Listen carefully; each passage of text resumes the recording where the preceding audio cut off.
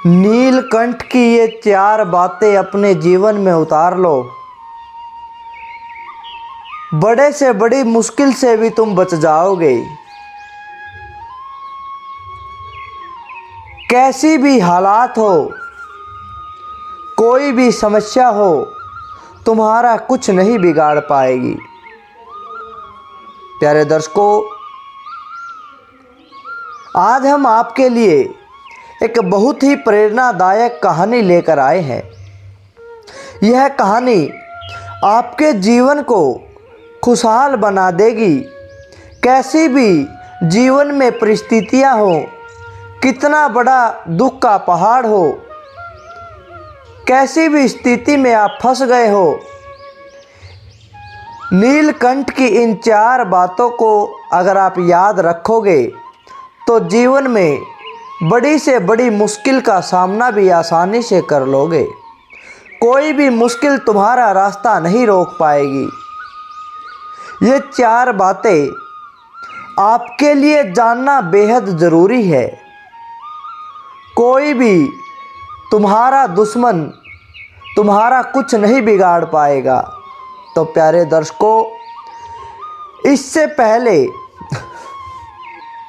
हम इस वीडियो की शुरुआत करें, अगर आप हमारे चैनल पर नए हैं तो चैनल को सब्सक्राइब ज़रूर करें और बेल आइकन को ज़रूर दबाएं ताकि आने वाली हर वीडियो का नोटिफिकेशन सबसे पहले आप तक पहुंच जाए। आपका एक सब्सक्राइब हमारे लिए बहुत महत्वपूर्ण है। प्यारे दर्शकों, एक बार की बात है, एक राजा अपने राज्य में राज कर रहा था। उसकी प्रजा उस राजा से बड़ी खुश थी और राजा भी बड़ा न्यायकारी था। राजा हर ओर शांति बनाए रखता था।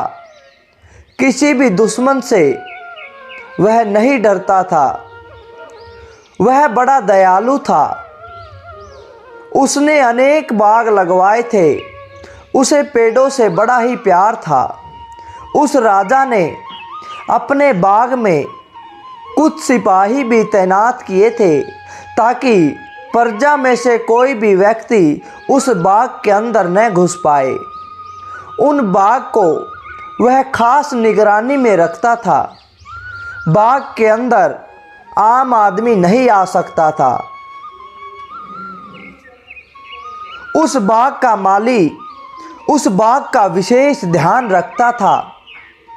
उसे पता था कि अगर उससे कोई भी लापरवाही हो गई तो राजा उसे सजाए मौत भी दे सकता है, क्योंकि राजा को बाग बड़ा ही प्रिय था। उसमें तरह तरह के पेड़ लगे हुए थे, फलदार वृक्ष लगे हुए थे, भांति भांति के फूल लगे हुए थे जो राजा को बहुत प्रिय थे। एक बार की बात है, उस बाग में एक नीलकंठ पक्षी उड़ता हुआ आ जाता है और उस बाग के आम के वृक्ष पर बैठ जाता है। उस वृक्ष पर बहुत ही मीठे मीठे आम के फल लगे हुए थे। वह आम बड़े ही रसीले थे। नीलकंठ पक्षी को देखकर माली ने सोचा कि यह तो बाग को खराब कर देगा। उसे उड़ाने की कोशिश करने लगा, किंतु वह माली नीचे होने के कारण उस पक्षी तक नहीं पहुंच पाया। नीलकंठ पक्षी ने कुछ आम तो खा लिए, किंतु कुछ आम जो खट्टे थे उनको नीचे गिरा दिया, जिससे बाग बड़ा गंदा हो गया। अब माली को डर हो गया कि अगर राजा को पता चलेगा तो राजा तो मेरी जान ले लेगा, क्योंकि यह पक्षी तो उड़ जाएगा, किंतु मेरा क्या होगा यह इस बात को नहीं जानता। वह माली बड़ा घबरा गया। उसने सोचा कि कैसे न करके इस पक्षी को यहाँ से भगा दिया जाए, किंतु वह उस पक्षी को भगाने में सफल नहीं हो पाता है। शाम के समय वह पक्षी वहाँ से चला जाता है और माली फिर उस बाग की सफाई में लग जाता है। प्यारे दर्शकों, अगले दिन फिर वह पक्षी वापस आता है और इसी प्रकार से उस बाग को गंदा कर देता है। अब यह उस पक्षी का कार्य हर रोज़ होने लगा। अब वह हर रोज़ अपने घर से आता, उस पेड़ पर बैठता और आम नीचे गिराकर उस बाग को गंदा करके चला जाता। अब माली को डर सताने लगा, क्योंकि राजा कभी कभी उस बाग में आते थे और उस बाग को देखकर वे कहीं गुस्सा न हो जाए और उसका सर कलम न कर दे। इस बात से वह डरने लगा। इसी डर के कारण उसने सोचा, क्यों न इस पक्षी को यहीं पर मार दिया जाए, इसका शिकार कर लिया जाए। किंतु उस माली ने बहुत कोशिश की उस पक्षी को मारने की। वह नीलकंठ पक्षी उसके हाथ नहीं आया, वह उसे नहीं मार सका, किंतु वह हर रोज आता और उस बाग को इसी प्रकार गंदा कर देता था। अब तो माली के दिल में विश्वास हो गया कि अब तो राजा मुझे अवश्य ही मार देंगे। किंतु तभी एक विचार आया, क्यों न राजा के आने से पहले ही मैं उन्हें जाकर ही बता दूं, क्या पता वो मेरी गलती को माफ़ कर दें। अब माली दौड़ता हुआ दरबार में चला जाता है। महल के अंदर जाकर राजा को कहता है कि राजन, गजब हो गया, बहुत अनर्थ हो गया। राजा उस माली से कहता है कि माली, क्या बात है, तुम इतने दौड़ते हुए क्यों आए हो? किस बात का अनर्थ हो गया? किस बात का गजब हो गया? जरा खुलकर बोलो, मुझे बताओ, अच्छी तरह से समझाओ। माली कहने लगा, राजन, बाग में एक पक्षी आता है और हर रोज़ उस बाग में आम के वृक्ष पर बैठकर आम को कुछ खाता है और कुछ फलों को नीचे गिरा देता है। हर रोज़ इस काम से वह बाग बड़ा ही गंदा होने लगा है। अब तो उसने हद कर दी, अब तो वह खाता नहीं है, सिर्फ नीचे ही गिराता है। राजा ने जब इतनी बात सुनी तो राजा ने कहा कि चलो माली, अब तो मैं स्वयं जाकर उस पक्षी का शिकार करता हूँ। तब राजा वहाँ से चल पड़ा। वह नीलकंठ पक्षी उस पेड़ पर बैठा हुआ था, आम नीचे गिरा रहा था। जैसे ही राजा ने देखा, राजा वहाँ से दौड़ता हुआ आया और झट से पेड़ पर चढ़कर उस नीलकंठ पक्षी को अपने हाथ से दबोच लिया। प्यारे दर्शकों, जब नीलकंठ पक्षी ने देखा कि वह तो उस राजा के हाथ में फंस चुका है, उसकी मृत्यु निश्चित है, उसने अपना दिमाग दौड़ाया और कहा कि राजन, मैं तुम्हें 4 ऐसी बात बताऊंगा जिससे तुम्हारे राज्य पर कभी कोई खतरा नहीं आएगा, कभी कोई दुश्मन तुमसे जीत नहीं पाएगा, कभी भी तुम्हारे ऊपर कोई संकट नहीं आएगा। अगर आप इन 4 बातों को मान जाओगे तो आपके जीवन में खुशहाली ही खुशहाली होगी। किंतु मेरी एक शर्त है, मेरी शर्त यह है, अब मैं 4 बातों को तब बताऊंगा, इसके बदले तुमने वो 4 बातों तब सुनाई देंगी जब तुम मुझे छोड़ दोगे।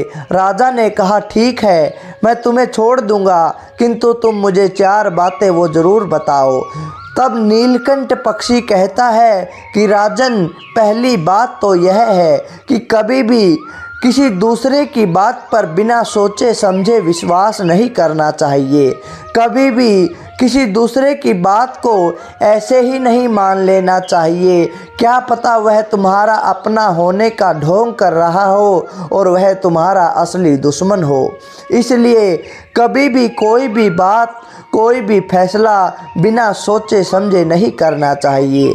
फिर वह पक्षी कहता है, राजन, मैं तुम्हें दूसरी बात फिर बताता हूँ कि दूसरी बात यह है कि कभी भी हाथ में आए शत्रु को नहीं छोड़ना चाहिए। अगर आप शत्रु को पकड़ लोगे और फिर उसे छोड़ दोगे तो वह घायल सांप की तरह दोबारा फिर वार करेगा और ऐसे समय पर करेगा जब तुम बिल्कुल कमज़ोर स्थिति में होगे। इससे तुम्हारी हार निश्चित है।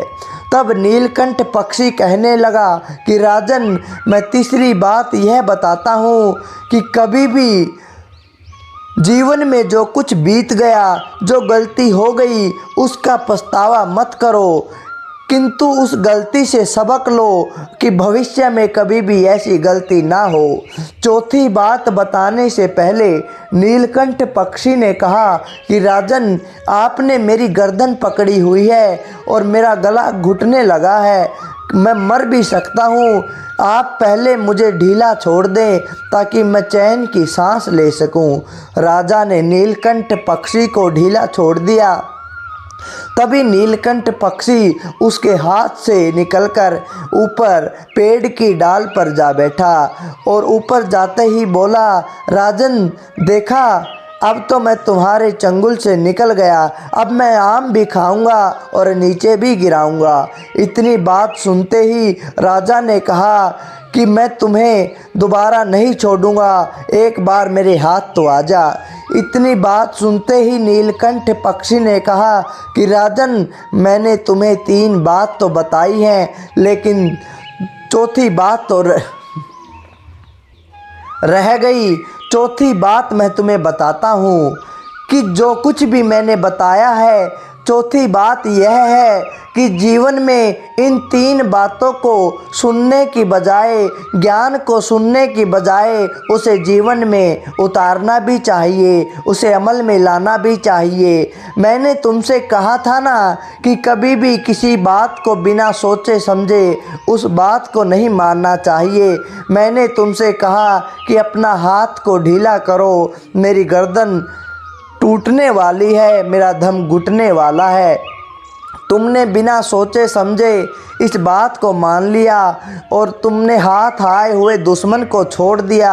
अब मैं वापस तुम्हारी पकड़ में नहीं आऊँगा और फिर तुम पछतावा भी करते हो। गलती करके पछतावा करने का कोई फ़ायदा नहीं। तो राजन, मेरी इस चौथी बात को याद रखना, कभी भी कोई भी ज्ञान आप सीखते हो तो उसे जीवन में उतारना ज़रूरी है, नहीं तो वह ज्ञान बिल्कुल निरर्थक है। तो प्यारे दर्शकों, यह बात केवल राजा के लिए नहीं है, यह बात हम सब के लिए है। इन बातों को हमें जीवन में उतारना चाहिए, क्योंकि किसी ज्ञान का तभी फ़ायदा है जब हम उसे अमल में लाते हैं। तो प्यारे दर्शकों, कैसी लगी यह आपको कहानी? अच्छी लगी तो लाइक करें, शेयर करें और कमेंट के माध्यम से हमें ज़रूर बताएं। धन्यवाद दोस्तों।